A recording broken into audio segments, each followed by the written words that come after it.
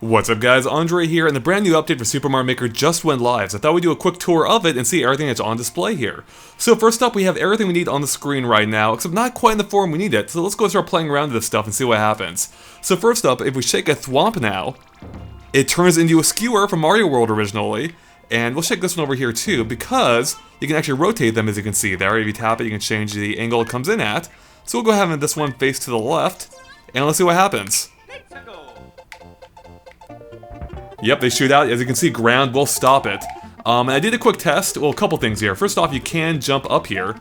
Secondly, they won't extend across the entire screen. So if you put one, let's see, if you put one up here, I'll show you exactly how far down they extend.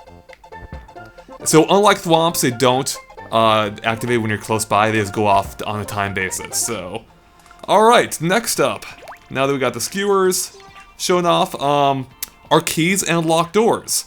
So in order to make a locked door, you just shake a door twice. So you go through the P-switch door to the locked door, and there we go. And I'll show you what happens. Yep, we in fact can't go through it. Now, so in order to get through it, we're gonna need a key. And to get a key, you just need to shake a P-switch. Actually, there's a couple ways to get keys, but that's one of them. So, and I'll show you what happens here. Once it's collected, it'll follow you around. And now we just press up, and we can go through the door. Pretty cool, huh? Now, in case you're wondering, you can in fact have multiple keys. In fact, you can have a ton of keys. I did a quick test, I had like 20 of them out here. But look at this. Here's something that's interesting. You can grab any of these keys, but once you try to grab another one, they disappear. So you can only hold as many keys as you have doors. And so that means in one area, in this area for instance, I can only have 4 sets of doors, which means that I can only have 4 keys follow me at a time. So I'll show you what that looks like. Let's go ahead and throw down a few more doors here. Just totally randomly. Now they have 4 sets of doors. We can grab 4 sets of keys, but nothing beyond that. And now we can use them all on the door. So you'll be able to create some pretty intense mazes this way. Especially because if you take into account the sub area, like here, if we throw down some more doors, you guessed it, we can get more keys. And we'll do that right now. There we go. That is a ton of keys. They follow you kind of like Yoshi eggs and Yoshi's Island, which I like. Alright, next up is showing off how else you can get keys, and that is by shaking a coin. But if we shake a coin, actually I had one already down here. If we shake a coin, it gives you turns red, and it has a little key icon on it. And actually I haven't tested this yet. Okay, so it looks like no matter how many red coins you have, if we only put one out here, that's all you need for it to turn into a key. However, you can add up to 5 red coins, but before I fully shut that off, we'll just do 3. Make sure that's right, yep. And you can see a meter in the top right corner showing how many red coins you need. So there's only 3 red coins, you only need 3 of them to get the key in that case.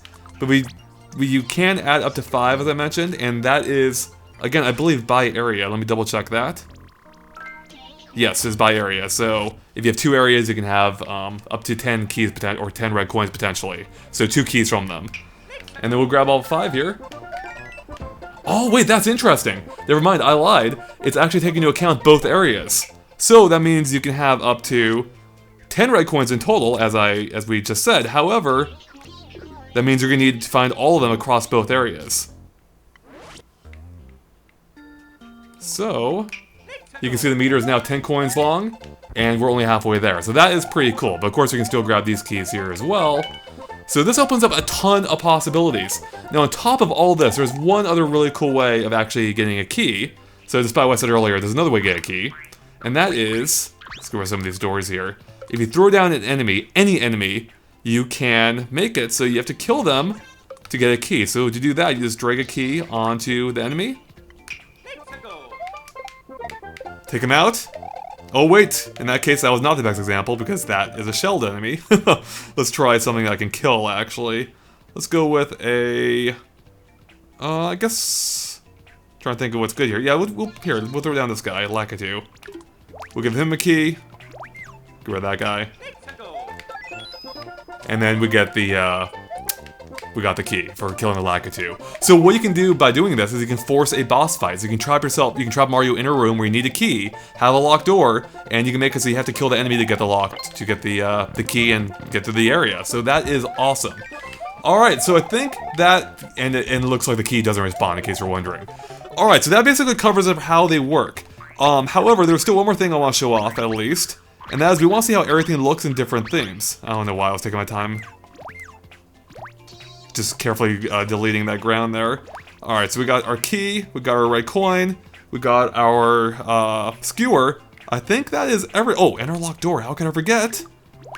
Alright, so let's go ahead and check out how this looks in all the different themes. So first, original Mario Brothers. You can even hear the sound effects they make. I think it's the same with the thwomps. Let's look at Mario 3. Maybe it's not, actually.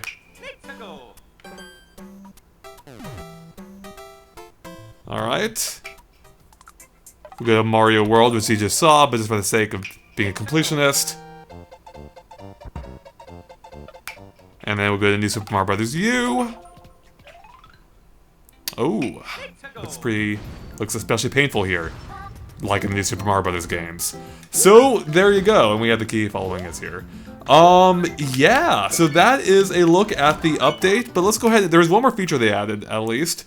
If we go to the course world, we can see that. Oh, actually we can't see it because the server's undergoing maintenance. But they added a super expert mode where you can now play through levels that are even harder. So, yeah, there you go, guys. That is a look at the update. If there's anything else we find, we'll of course make more follow-up videos on it. But for now, that covers the basics. So thanks for watching. Of course, keep an eye on Game Explain for more on Super Mario Maker and other things gaming as well. Catch you later. Bye.